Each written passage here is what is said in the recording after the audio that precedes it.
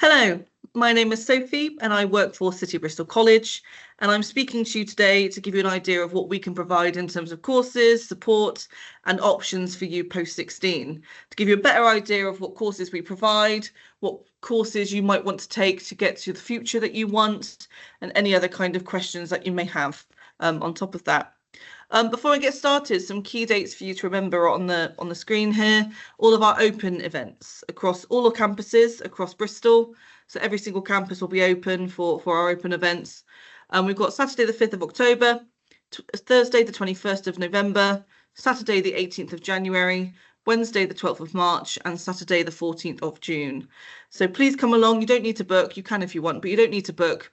Just pop in, come and see our facilities, come and see our equipment, come and see our kind of our campuses, and maybe meet potential staff members that might be teaching you in the future, just to get a better idea of if it's somewhere you want to learn. So we have 6 campuses across Bristol, ranging from kind of North Bristol to South Bristol. North Bristol, we have in kind of Parkway Filton area, we have our Advanced Engineering Centre.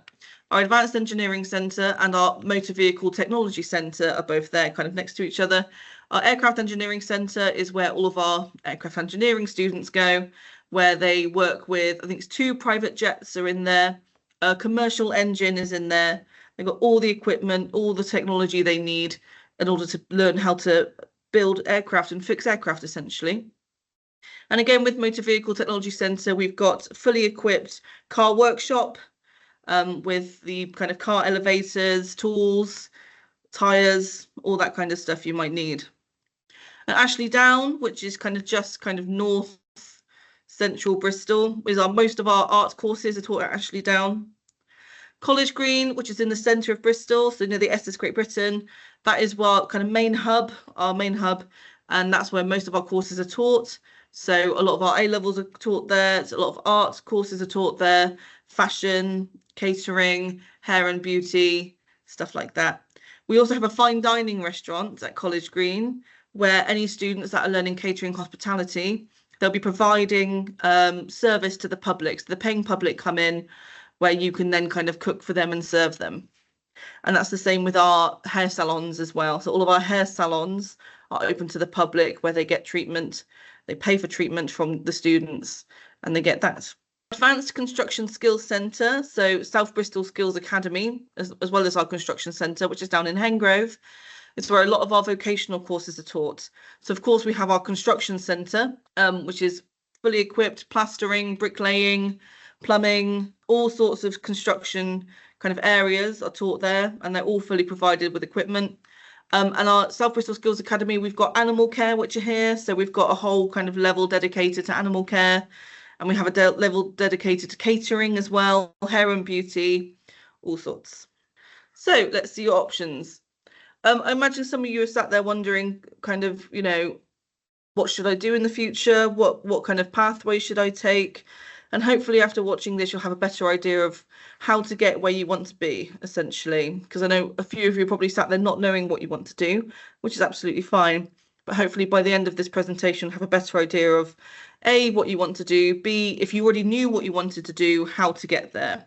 So we have 4 main types of course. We have A-levels, T-levels, vocational courses and apprenticeships. I'll go through all of those in a lot more detail, kind of specifically in a moment.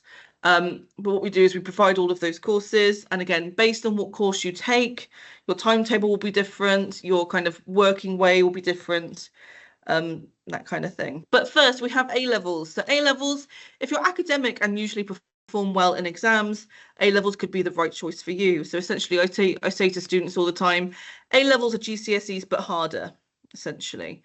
So you're assessed the same way, you're taught the same way, you're in a classroom, you're say for example you're doing an English A-level, just like you would be working in an English GCSE classroom. You'll be sat there with a book, speaking to your peers about what the author may have been intending, that kind of thing. It's taught the same way as GCSEs, just a bit tougher. So most students will study a full-time programme of 3 or 4 A-levels over 2 years. So we do request that you take at least 3 A-levels. That's mainly just to make sure you've got the enough kind of university credits. If you wanted to take it to university, 3 A levels would then build up enough credits for you to be able to do that.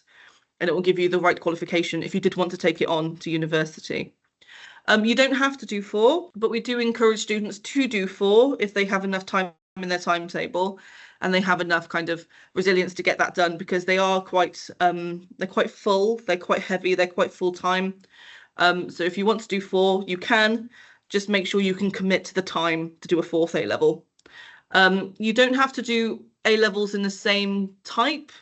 What I say to students is, if you're going to choose A levels with a view to going to a particular career, make sure the A levels you choose have a relationship with that career.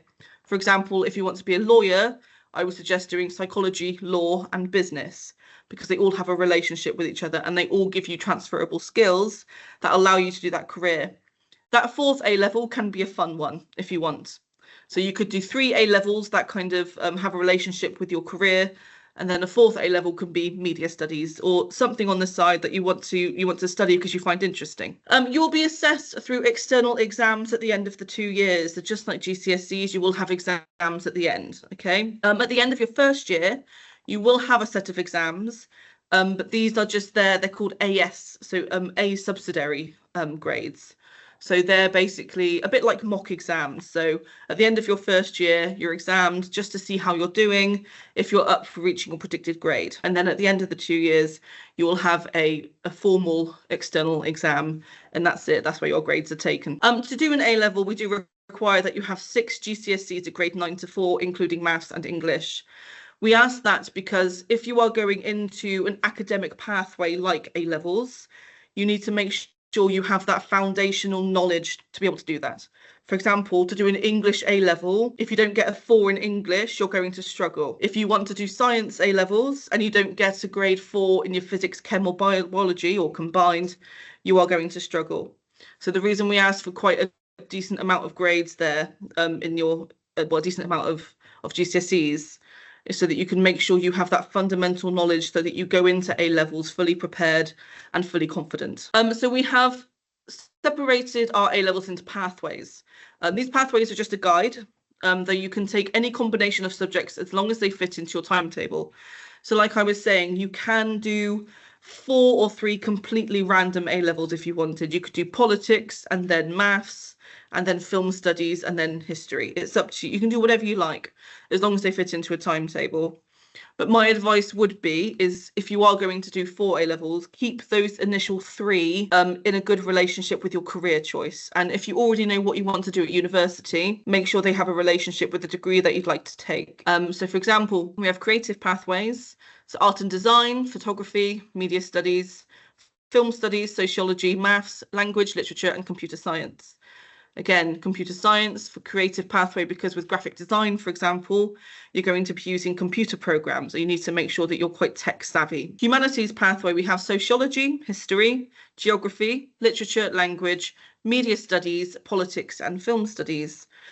Again, we put media studies and film studies in there because there are lots of, if you wanted to go into an environmental science area career, there may be an opportunity that you'll be kind of making a documentary about flooding, for example. So to know film studies and media studies is quite a good skill to have there in that pathway. And of course, you've got your history, your geography, your politics, your social studies as well. Science pathway, the 3 big ones, so chemistry, physics, and biology, of course, psychology, maths, computer science, and further maths. Again, if you're going into a certain degree, have yourself a science pathway if you want to go into medicine, for example. Social sciences, sociology, psychology, and history and politics, and business and law pathway. So business, law, politics, psychology, computer science, and maths. The reason we put kind of psychology and computer science in there and politics per se is because if you're going into a law degree and you want to be a lawyer, psychology is incredibly important and incredibly useful because you're going to be working with the kind of psychology of criminals, if you will. And business, again, if you want to go into a business degree, it's important to know politics and law, because then you can know the legislation around where your business operates. It just helps you understand more about the career you've chosen. So that is our A levels. Next, we have T levels. So recently the government brought in T levels, which are essentially 3 A levels in one. So it's a 2-year qualification, equivalent to 3 A levels. that's been designed to provide real-world experience with some of the UK's best employers. T-levels equip you with the necessary skills to start your career. The first year is a core year, and the second year is then designed for you to pick a specialism. So I'll go through what our T-levels are in a moment. They seem quite broad, but like that's just said, your first year is just a core knowledge year, and then your second year is where you pick a specialism and you branch out into that specialism. You'll be taught between classroom time and a 45-day work placement. So a 2-year course, the first year is spent mostly in the classroom. In your second year, you will be put on a 45-day work placement, because the government brought these in because they realised that A-level students weren't getting a lot of opportunity to work in their kind of field, in their specialism. So that's why these were brought in. You will be assessed through some exams and a portfolio during your work placement. So it's not just external exams you're doing, it's also a portfolio that you will build during your work placement.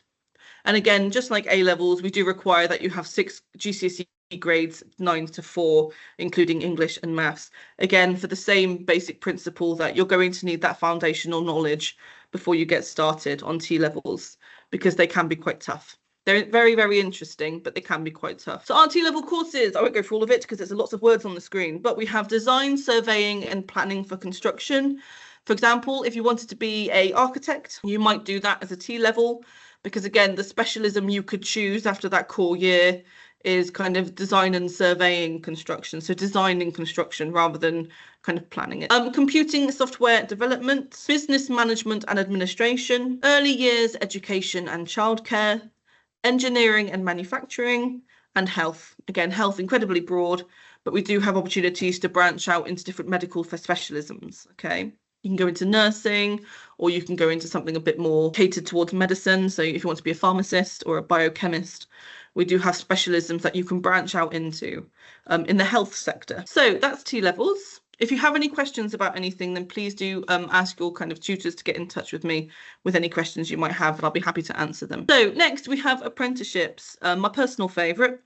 So apprenticeships are becoming a lot more popular with young people your age, because a lot of students such as yourselves and young people such as yourselves, what they want to do is get stuck in to work, essentially. So an apprenticeship, you'll undertake a real job with a real employer and learn your skills and experience firsthand through working in the industry. So what will happen with an apprenticeship is you will apply to the college to join the apprenticeship programme, and then depending on whether there's a vacancy in a certain apprenticeship job or not, will then encourage you to apply for that. So say, for example, you want to go into construction apprenticeship, you want to be a plumbing apprentice, you will apply through the college to become an apprentice, and then if there's a vacancy, we will then say, okay, here's your vacancy, please apply for that, and you do that yourself. Obviously, you get a lot of support, you get a lot of kind of advice and support around your application, but it's you that applies for it in the end. If there is not a vacancy by the time you become an apprentice with us, we put you into a talent pool, so that when there is a vacancy, we get in touch with you and say, oh, this is available, would you like to apply? If you would like to apply for an apprenticeship that is not found by the college, so we will find vacancies, but if you manage to find a vacancy, say, for example, you're doing a catering apprenticeship and there's a restaurant around the corner from your house that are hiring apprenticeships, then you can apply for that yourself. Just tell the college, by the way, I found this vacancy, I'm going to be applying. And we'll say best of luck, etc. And then what will happen is once you've been successful in your application, we will give you some kind of last minute advice and support, and then we're going to give you to the employer, all the employers, and then you'll work with the employer every day, and you'll make up certain hours of the week, and you'll do kind of time sheets to make sure that you're clocking in and clocking out on time. You'll be assessed through your apprenticeship. You'll undertake formal assessments at the end of the apprenticeship. So during your entire apprenticeship, your employer will be doing regular kind of check-ins with you, kind of appraisals, reviews, that kind of thing, like in any normal job. You'd get the kind of occasional quick meeting with your boss, essentially, just to see how you're doing. Have you got any concerns? Has your employer got any concerns? And at the end of your apprenticeship, there will be a formal assessment. And if you're lucky and they've got space and the ability, your employer will probably employ you straight away. They'll take you off the apprenticeship and then they'll just employ you as a full-time member of staff. To do an apprenticeship depends on the level of the apprenticeship, but we would require at least a grade 4 in English and maths. Again, this is just to make sure you've got fundamental knowledge, especially with some apprenticeships can be quite difficult. So it's good to know that you have that ability to have that work ethic as well, because a grade doesn't just reflect your knowledge, it also reflects your work ethic. So we offer apprenticeships in business and finance. Again, so many different areas of business and finance. If you want a bit more detail on what these are, please look at the websites. Catering and hospitality, construction, engineering, hair and beauty, health and social care, motor vehicle and transport. And you do earn money with apprenticeships as well. It's not a lot of money, but it's a decent amount of money. So lastly, we have our technical and vocational courses, what used to be called BTECs, basically. So these are your courses at the entry level and extended diplomas that allow learners to experience a more practical field of study. So you're not in a classroom all day, you are in a learning space, but you're not in a classroom all day. You're not sat around on desks listening to a teacher talk. You are getting stuck in with practical fields of study. You'll study a range of topics alongside carrying out mandatory work experience at a placement of your choosing. For example, if you're doing a vocational course in animal care, you'll be here at SBSA, our South Bristol Skills Academy campus, working with our lecturers in the animal care unit, looking after our animals here. We have many. We have reptiles, we have bunnies, we have axolotl. We have, I don't know if you can see on the screen here, we have a Burmese python called Nagini, and it takes 3 men to hold her up. You'll be working with a range of animals, but you will be asked to carry out work experience at a placement of your choice on the side. You'll be assessed through a variety of written and practical assessment under controlled conditions and includes 2 exams. For example, if you're doing construction in carpentry, your practical assessment might be make a door. It'll be make a door with a working handle. It'll be something practical for you to create, and it will be over a spread amount of time as well. And then you will have exams at the end, just like you would for a BTEC. In order to join a vocational course, we do require that you have at least 3 GCSEs from a grade 3, including maths and English, or a previous vocational qualification. For example, if you've already done a level 2 diploma in animal care and you want to go on and do a level 3, your level 2 is enough of a qualification for you to get onto that course. What I will say about the grades as well, if you're sat there kind of concerned because you don't know if you're going to have a grade 3 or 4, first I will say believe in yourself, you will. Just work really hard and you'll get the grades you want. But we do have as a college a kind of policy that if you don't get the grades that you were predicted or targeted, or for whatever reason you haven't achieved the grades you wanted to, we don't just shut the door and say go away. We don't say you can't join this course, you didn't get the grades, come back next year. What we do as a college is we work with you, so long as there's space, we try and get you on the course that you've chosen, or we try and get you on a where there's space and you're interested in doing it. And alongside your course, you will resit your English and math GCSEs. You'll have support from kind of members of staff, and you'll resit those 2 exams as well. But you can't complete the course unless you've successfully resat them and passed that GCSE. But we do support you on the side, and if you haven't got the grades that you wanted, we don't just shut you away. We do allow you onto the course, providing there's space, and we do resit with you those English and math GCSEs. So our vocational courses, there are many. Animal care, applied sciences, business law, finance, catering and hospitality, computing and IT, construction, creative arts and iMedia, engineering and manufacturing, hair, beauty and holistic therapies, health and social care, motor vehicle, uniform services, sports and fitness, travel and tourism. Again, there are so many to go through there because these are just kind of blanket terms for the courses we offer. But inside of those areas, we have many courses, different courses. And please do have a look on the website to see if there's any there that take your fancy, because there are so many. It's insane. So lastly from me, now that we've gone through the courses, just to talk about what support we offer our students. So all of our students will have one-to-one support. So they'll have a study coach or a personal tutor. So even if you're doing A-levels, a member of staff will be your personal tutor.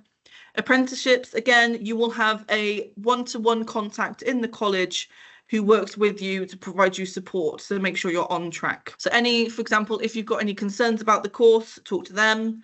If you've got an apprenticeship, for example, and you've got concerns about your employer, talk to them. We have Study Plus, which is our learning support team, which are a bunch of extremely helpful and amazing people. So any kind of learning support you might need, any SEN concerns you might have, or any support with SEN that you might need, Study Plus are the people to look for. We have Talk Campus, which is a peer support, mental health and wellbeing platform. So it's a student-led mental health platform.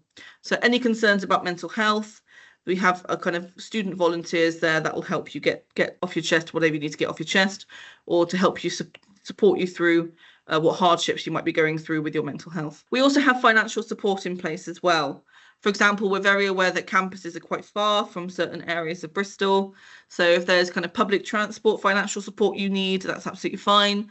Any uniform as well. So for example, if you're doing construction, there is a requirement that you wear steel-toed cap boots. If you can't afford steel-toed cap boots, that's fine. Speak to the college and we'll see if there is a financial support system in place for you, but there normally is.